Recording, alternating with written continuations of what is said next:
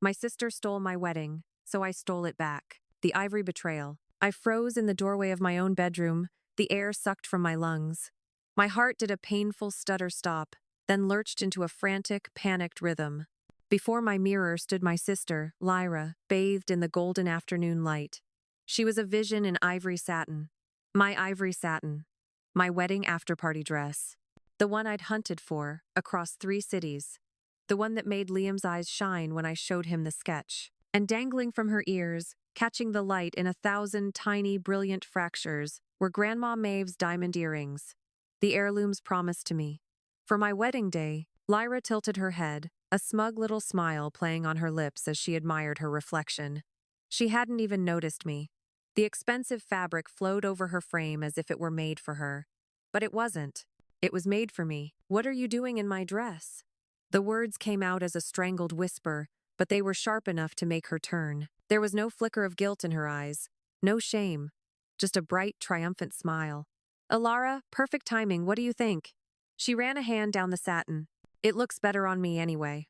Mom agrees. The words were a physical blow, knocking the breath right out of me. Then, a floorboard creaked behind me. I turned to see my parents lingering in the doorway, their faces a carefully constructed mask of gentle concern. They knew. Of course, this was a planned betrayal. "Honey," my mother started, her voice dripping with that sickly, sweet, placating tone I knew all too well. "You have the main gown. Can't you just share this one?" "Be generous," my father nodded, waving a dismissive hand. "Your sister just wants to feel special too." And just like that, the dam of resentment I'd been building for 27 years began to crack. A flood of memories rushed in. My designer shoes returned scuffed beyond repair. My vintage handbag stained with her lipstick. The cashmere sweater I'd saved for months to buy, stretched out after one of her borrowed weekends. Every single time I swallowed my anger.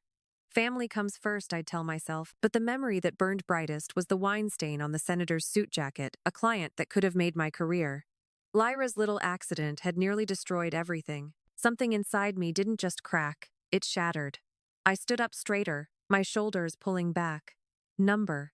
The word was quiet, but it echoed in the sudden, thick silence. "Not this time. Take it off," Lyra laughed, a hollow, ugly sound. "You can't be serious, Mom. Tell her she's being insane." "Take it off," I repeated, my voice dropping lower, colder. "Now, or I'm calling off the entire wedding." The threat hung in the air, heavy and sharp. My father's face turned crimson, but my expression must have been something he'd never seen before, because he stayed silent. "Fine," Lyra spat, her fingers fumbling angrily with the delicate zipper.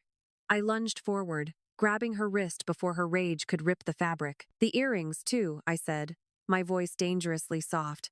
She snatched them off, dropping them into my open palm. They felt like ice against my skin. After she stormed out, my parents' glares promising retribution, I hung the dress back in the closet. My heart was still pounding. For my entire life, I had been the good daughter, the one who kept the peace. Looking at my dress, my earrings, my future, I made a silent promise to myself. Not anymore. They've taken enough. My phone buzzed on the nightstand, jolting me. Liam's name glowed on the screen. I took a deep breath before answering, the reality of what I had just started settling in. This was only the beginning. The calm before the storm is a cruel cliché, but it's the only way to describe the next day. After a night of restless sleep, I was curled on the sofa with Liam, notebooks spread across the coffee table. For a few precious hours, it felt normal. We were just a couple planning a wedding, debating the merits of honey lavender cake versus classic vanilla bean. We were a team. The fight from the day before had forged something new between us, a steely alliance against the world. He took my hand, his thumb tracing circles on my palm. "3 more weeks, Elara," he said softly. "Just 3 more weeks." Then the doorbell chimed, a cheerful, jarring sound that made my stomach clench.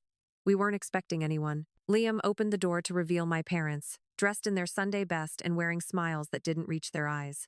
They swept into our apartment like an invading army, my mother immediately launching into a critique of our new sofa while my father's eyes darted around, silently appraising the cost of our life. They never just called. They appeared, like unwelcome spirits drawn to the scent of a brewing crisis. "We brought the family wedding planner," my mother announced, brandishing a heavy, leather-bound binder I'd never seen before. She spread it open on our coffee table, completely covering our own notes. It was filled with her immaculate looping script. We've just made a few small adjustments to make everything perfect. Liam sat beside me, his hand finding mine again, squeezing gently. My mother flipped to a tab labeled Bridal Party. My blood ran cold as she pointed a perfectly manicured finger at a new, jarring notation. We've added Lyra as a co-bride, she said, her voice bright and final. With a matching white gown and coordinating jewelry, of course. The room tilted. Co-bride. The words didn't make sense. There's no such thing as a co-bride, Liam said, leaning forward. His voice was firm, a protective wall. This is our wedding. My mother waved her hand dismissively, a gesture that had silenced me my entire life. Oh, it's a new trend. Very European. A celebration of sisterhood. It's not a trend, I managed to say, my own voice steadier than I felt. And it's not happening. Elara, be reasonable, my father chimed in, clearing his throat. Your sister has been looking forward to this. Looking forward to what? The words scraped my throat. My wedding? To sharing this special day, my mother corrected, her smile tightening at the corners. They left with vague promises to discuss it further, leaving a toxic silence in their wake. An ugly suspicion coiled in my gut. I sat down at my laptop, my hands trembling as I logged into my email. Something felt profoundly wrong. I typed the word wedding into the search bar, and my heart stopped. Dozens of email chains between my mother and our venue coordinator appeared. Emails where I was not copied. Liam, I called out, my voice barely a whisper. You need to see this. He read over my shoulder, his breath catching in his throat. It was all there, a meticulously planned conspiracy. Special instructions about highlighting both sisters equally, detailed arrangements for balanced photo opportunities. A formal request for 2 bridal suites. It was a complete hijacking. As if on cue, my phone buzzed. A notification from Instagram. Lyra had tagged me in a post. My stomach churned as I opened the app. There she was, standing in my ivory after-party dress, now clearly altered, with the caption, "Final fitting for my wedding look. So excited for our sister ceremony, double the bride's sister wedding." The comments were a flood of confused congratulations. What's a sister ceremony? And didn't know you were engaged too. My carefully planned day was being twisted into a public spectacle, a farce. And then the family pressure began. My phone rang, and it didn't stop. First it was Aunt Catherine, her voice laced with feigned concern about the unusual ceremony. Then Uncle Robert, suggesting I needed to be the bigger person. Cousin Samantha texted, wondering if I was being a bit selfish. Each call, each message, was a new wave of emotional manipulation, chipping away at my resolve. The final call was from my parents. My mother's voice dripped with practiced martyrdom. You've always been the strong one, Elara. Lyra needs this. She's been so depressed. Then my father cut in on the extension, his voice hard. We are paying for half of this wedding. We have a say in how it unfolds. The financial threat hung in the air, a guillotine over my head. I hung up, the phone slipping from my sweaty grasp. The walls of my apartment felt like they were closing in. I was drowning in their demands, their expectations, their lies. I was completely, utterly alone in a storm they had created. Just as a sob escaped my lips, the doorbell rang again. I ignored it, but then came a soft, familiar knock. I opened it to find my Aunt Martha, her face etched not with judgment, but with a deep, genuine worry. Elara, she said, her voice low. There's something you need to know. Something they've been hiding for a very long time. Aunt Martha's words hung in the air between us, heavy and sharp. I overheard them at Christmas, she confessed. Her eyes filled with a pained sympathy that cut deeper than any of the feigned concern from my other relatives. Your mother was talking to your father. She said she'd already ordered a dress for Lyra. Her exact words were, "It's easier to ask for forgiveness than permission." Forgiveness. The word was a bitter pill. This wasn't a mistake. It was a calculated campaign. The truth settled over me, not with a crash, but with a cold, deadening weight. The family I had spent my life trying to please was actively, intentionally trying to break me. After Martha left, I drove. I didn't know where I was going at first, but my car seemed to have a mind of its own, navigating the familiar streets until I found myself parked outside the one place that had ever felt like a true sanctuary. Grandma Maeve's apartment complex. The moment she opened the door, the familiar scent of cinnamon and old books wrapped around me like a hug, and I shattered. The tears I'd been holding back for days finally came. A torrent of grief and rage and utter exhaustion. I collapsed onto her worn floral sofa and told her everything: the ivory dress, the co-bride conspiracy, the emails, the relentless phone calls, the crushing weight of their emotional manipulation. She listened without interruption, her papery thin hand resting on mine, her grip surprisingly strong. When I was finished, her bright, intelligent eyes weren't filled with pity. They were filled with a fiery, ancient anger. "This family has a pattern, Elara," she said, her voice low and steady. She led me to a wall of old photographs, her finger tracing the outline of two young women standing uncomfortably apart at a wedding. One was my mother. 30 years ago, at your Aunt Louise's wedding, your mother did the very same thing. She wore a white dress. She insisted on standing next to the bride in all the photos. When Louise objected, your grandfather sided with your mother. She sighed, a sound filled with decades of sorrow. They haven't spoken a word to each other since. Some patterns, she looked at me then, her gaze piercing, need to be broken. Someone has to be brave enough to break them. She stood slowly, her old knees creaking in protest. And you have always been the strong one. Now, come with me. I have something that might help. She led me to her bedroom, to a large cedar chest that sat at the foot of her bed. The hinges groaned as she lifted the heavy lid, releasing a puff of woody, aromatic air. Inside, beneath a hand-crocheted blanket, lay a thick manila folder filled with legal documents. "What is this?" I asked, my voice hoarse. "Look at the house deed first," she instructed. I scanned the formal, typed words until my eyes landed on two names: Maeve Elmsworth and Elara Vance. "My name. I made you a co-owner on your 25th birthday," she said simply. I didn't want them to ever have a claim on it. My head was spinning. The next document was the family trust. My name appeared again, listed prominently as the primary executor of her entire estate. "Grandma, I don't understand." "I do," she said, her expression grim. "I've been watching them your whole life. Watching them let Lyra take what's yours piece by piece. I couldn't stop their small cruelties, but I made damn sure they couldn't take everything." The weight of her quiet protection over all these years settled on my shoulders, a heavy, loving cloak. "I was protecting you then, my dear. Now, you have the power to protect yourself." From the chest, she pulled out one last thing: a small, tarnished silver locket on a delicate chain. It was old, etched with faded patterns of ivy.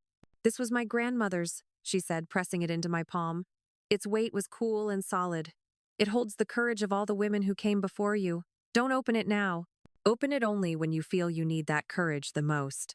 The contents of the locket remained a mystery, a small, secret promise of strength. I left her apartment armed. The folder of documents felt heavier than any weapon, the locket a cool talisman against my skin. The betrayal still stung, but it was no longer a fatal wound. It was a call to arms. Driving back into the city, the glittering lights no longer looked overwhelming. They looked like a kingdom waiting to be conquered. I knew exactly what my first move had to be. I pulled over, took out my phone, and instead of calling my parents back, I Googled independent wedding planners. A new phase of this war had just begun. My first call was to a wedding planner named Tasha, whose website was refreshingly devoid of the fluffy, traditional nonsense my mother loved. Her office was minimalist and modern, and she listened to my story with a focused intensity that was more reassuring than 1,000 sympathetic platitudes. When I finished, she didn't blink. "Okay," she said, tapping her pen on a notepad. "The first thing we're arranging is security. People at the door with a strict, pre-approved guest list. Non-negotiable." Hearing my greatest fear addressed as a simple logistical problem was the most empowering thing I'd heard in weeks. Justice, it turned out, could be planned. That afternoon, my counteroffensive began in earnest. Liam's old college roommate, Marcus, a cybersecurity consultant who moved through the digital world like a ghost, came over. For 2 hours, we methodically rebuilt my digital life. Every vendor account, every online portal, every password connected to the wedding was changed, fortified, and locked down with two-factor authentication. "Your family can't change the flower order or cancel the photographer now," Marcus promised, his fingers flying across the keyboard. "They are officially locked out." Each new password felt like another bar in a cage I was building around my wedding, protecting it from the predators within my own toxic family. Next, I seized the chain of command. I called the venue directly, asking for the general manager, bypassing the coordinator my mother had so effectively charmed. My voice was steady, infused with a new authority I barely recognized as my own. "My name is Elara Vance," I stated clearly. "I am the bride. The only bride. From this moment on, any and all changes must be approved directly by me or my fiancé, Liam. Is that understood?" The manager's immediate, respectful, "Of course, miss." Vance was a balm to my soul. Then came the most terrifying and liberating step, severing the financial control. My parents' leverage was the money they'd promised. So I took it away. With my heart pounding, I logged into my bank account and transferred the entire amount of their supposed contribution from my own savings to the wedding account. The confirmation email arrived with a quiet ping that felt like a cannon blast of freedom. They could no longer hold their money over my head. With my defenses secure, it was time to take control of the narrative. The next morning at 8 a.m. sharp, my social media post went live. It wasn't an angry rant. It was a cold, calculated presentation of evidence. The caption was simple: "A bride deserves respect. Boundaries are not bullying." Below it, a gallery of photos told the story my words never could. My designer shoes, pristine before and scuffed beyond repair after. My vintage purse, beautiful and then stained with makeup. My cashmere sweater, now a shapeless rag. And the final, devastating image: Lyra, beaming in my ivory wedding dress and my grandmother's diamond earrings. The reaction was instantaneous. The hashtag #BrideNotBullied started trending in my city by noon. Colleagues, friends, and even strangers flooded my inbox with messages of support. Wedding vendors I had contracts with began publicly posting statements, confirming they would only take instructions from the bride, Elara Vance. My phone vibrated with 17 calls from my mother. I sent every single one to voicemail. The final piece of reclaiming my power happened that afternoon at the bank. With Liam at my side and Grandma Maeve's legal documents spread across the manager's polished desk, I calmly laid out my case. I had receipts, email chains, and bank statements proving every dollar I had personally contributed to the wedding fund my parents controlled. These payments were made under the false pretense of a wedding for one, I explained. Not a double ceremony. I am requesting a full refund to my personal account. The manager reviewed the paperwork, his expression unreadable. 20 minutes later, I walked out of that bank with every cent they had tried to use against me. Their financial leverage was gone. I knew Lyra's schedule by heart. 27 years of accommodating her had its uses. While she was at her weekly 2-hour hair appointment, I went to my parents' house, walked into my old room, and emptied my closet of everything related to my wedding. 30 minutes later, my phone buzzed. It was Lyra. "Where is it?" she shrieked, her voice trembling with a rage that held no power over me anymore. "The dress! It's gone! Mom and Dad are going to kill you!" "I imagine they're upset," I said calmly, folding the ivory dress carefully into an acid-free box at Grandma Maeve's house, miles away from their prying hands. "You can't do this!" "I already have," I replied, placing the diamond earrings in their velvet case. "Some things were never yours to share." I ended the call on her furious, sputtering protests, and then, for the first time in my adult life, I turned my phone completely off. The silence was absolute. The silence was peace. The final battle would be on my terms. On the morning of my wedding day, I woke up not with nerves, but with a strange and profound calm. The war had been fought in the preceding weeks. Today was about victory. Liam and I arrived at the venue 3 hours early, a strategic decision that proved necessary the moment we pulled up. Through the grand glass doors of the foyer, we saw the chaos I had anticipated. It was like watching a silent movie of desperation. My mother was gesturing wildly at the venue coordinator, her face a mask of theatrical outrage. My father stood beside her, waving a copy of our original contract in the air like a weapon.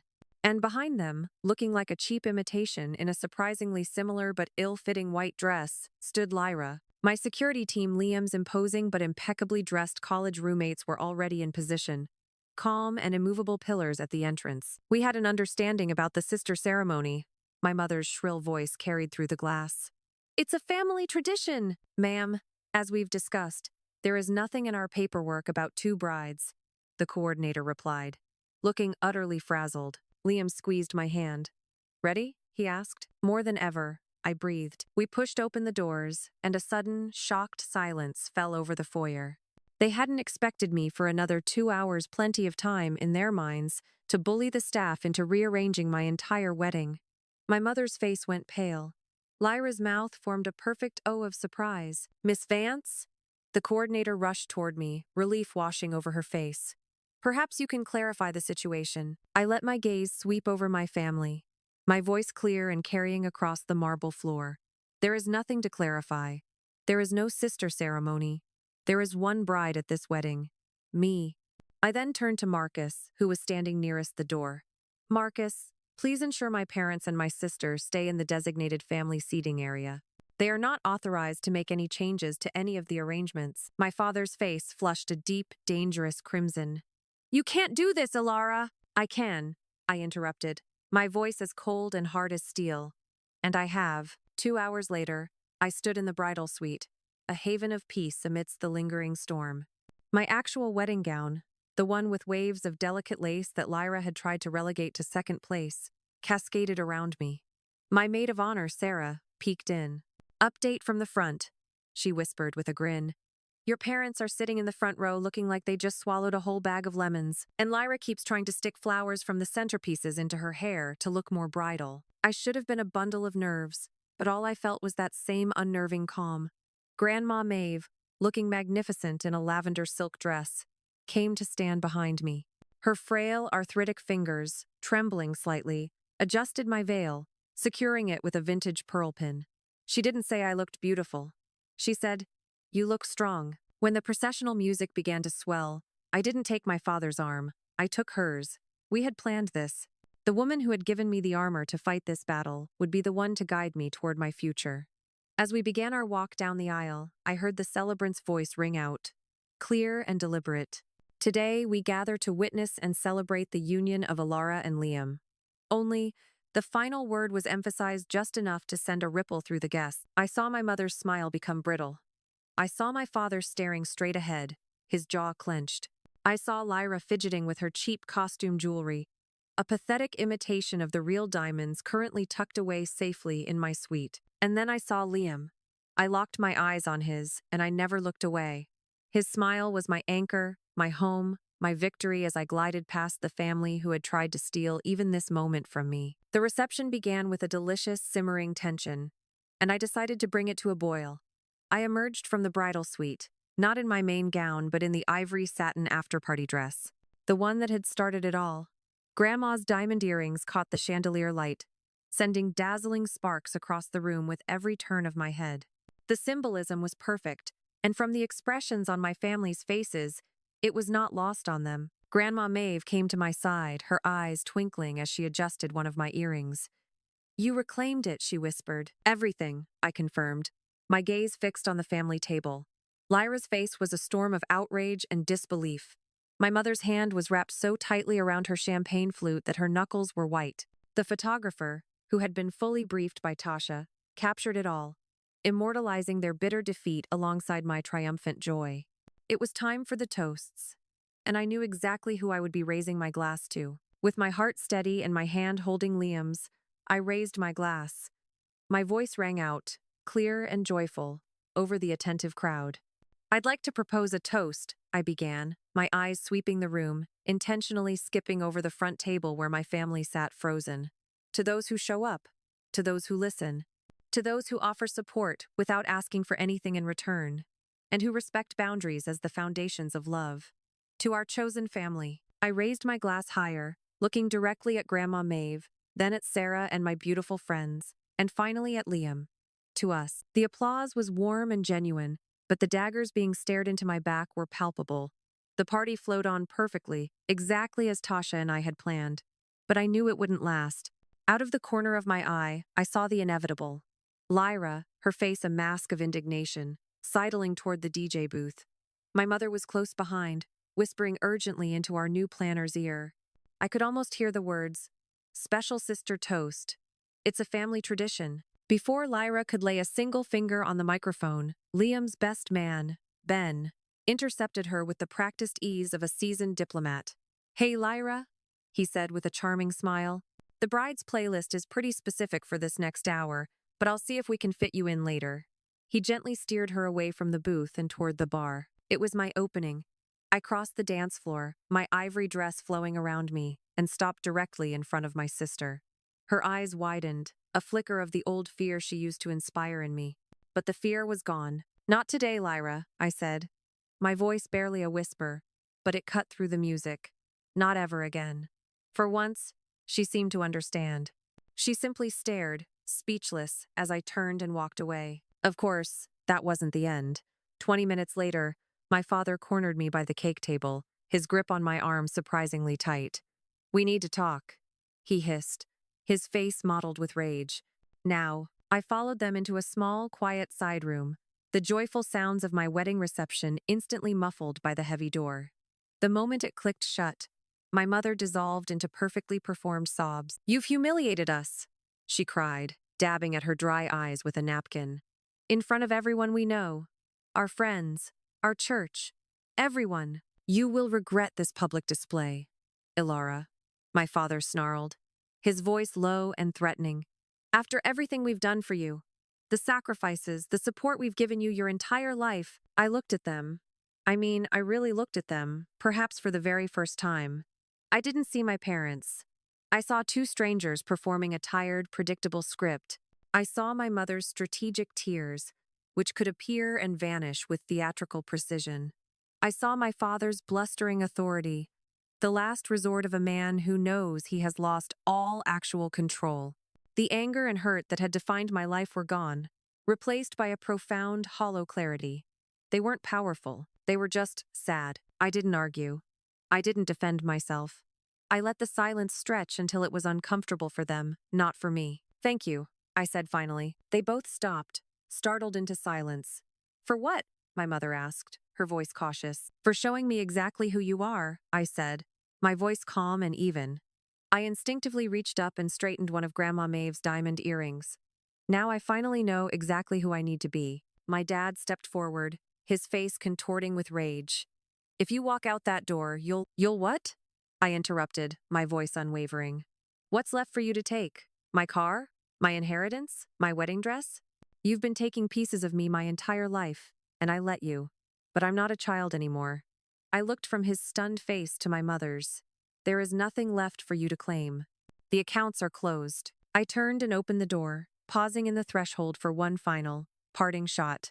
"Enjoy the cake," I said, a small, genuine smile touching my lips for the first time.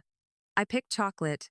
I know it's the only flavor Lyra absolutely hates. I walked back into the bright, music-filled room, leaving them behind in the silent, suffocating darkness they had created for themselves. The weight that had been on my shoulders for 27 years was just gone. A moment later, Liam found me, pulling me onto the dance floor as our song began to play.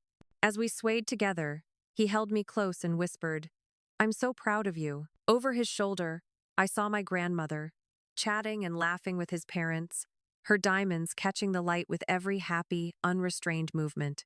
Some jewelry isn't just decoration, I realized. Sometimes it's armor. And sometimes freedom is just a choice. This was the end of the confrontation, the true beginning of my life. 6 months later, I stood by the bay window of our new living room, watching autumn leaves spiral across a lawn that was all ours. 3 states and 800 miles now separated us from my family. The distance felt like oxygen. The silence, I realized, was the sound of peace. No unexpected visits, no manufactured drama, no one borrowing my things only to return them broken. "More coffee?" Liam asked, patting across the hardwood floors. "Please," I smiled, accepting the warm mug. "I was just thinking how quiet it is." He settled beside me on the window seat. "Your mother called again yesterday." "I know," I said, curling my fingers around the warm ceramic. There was no anxiety in my voice. "I'll call her back. Maybe next week. On my terms." My new life was built on a foundation of boundaries, and my parents were slowly, painfully learning that they were no longer porous. They were solid stone. Our new beginning was made even sweeter by Grandma Maeve's presence. She had moved into a lovely senior living community just 10 minutes away, and her visits were the highlight of our week. My styling studio, opened a month ago, was already thriving. It turned out that the story of the bride not bullied had resonated, and my client list was filled with strong women who admired decisiveness. One Tuesday, a package arrived with no return address, but I recognized my mother's elegant, looping handwriting instantly. Inside, nestled in tissue paper, was my childhood diary. Its purple cover was faded, its pages filled with the innocent grievances of a girl documenting each borrowed item that never returned, each broken promise. A small, stiff note fell out from between the pages. Perhaps we should have listened. It wasn't an apology. Not really. There was no accountability, no remorse for the pain they had caused. But it was an acknowledgement. It was something. I placed the diary on a bookshelf in my office, a chapter closed, not forgotten. Thanksgiving arrived with the scent of rosemary and the warmth of a full house. Our table was extended to its full length, surrounded not by obligation, but by love. Grandma Maeve, Sarah, Marcus, Ben, and all the friends who had been my true family stood with us. As Liam carved the turkey, my phone began to ring from the other room, its shrill tone an echo from another life. My parents' number flashed on the screen. Grandma Maeve caught my eye. "Do you need to get that, dear?" she asked, already knowing the answer. I smiled and shook my head. Tomorrow, I decided, returning to the table and the joyful chatter. Today is for us. Liam raised his glass in a toast. To chosen family, and to the hard-won peace that comes with it. Later that evening, after everyone had gone home and the house was quiet again, I sat by the fire, the silver locket from my grandmother cool in my palm. "Open it only when you feel you need the courage the most," she had said. I didn't feel like I needed courage anymore. I felt like I had finally found it. But it felt like the right time. With a gentle click, the old clasp gave way. I held my breath, expecting a faded photograph or a tiny, folded note. But there was nothing inside. Nothing but a small, polished, and slightly distorted mirror. I stared at my own reflection, and in that quiet, peaceful moment, I finally understood. The strength wasn't in the locket. The courage of all the women who came before me wasn't a hidden secret to be unlocked. It was in me. It had been there all along.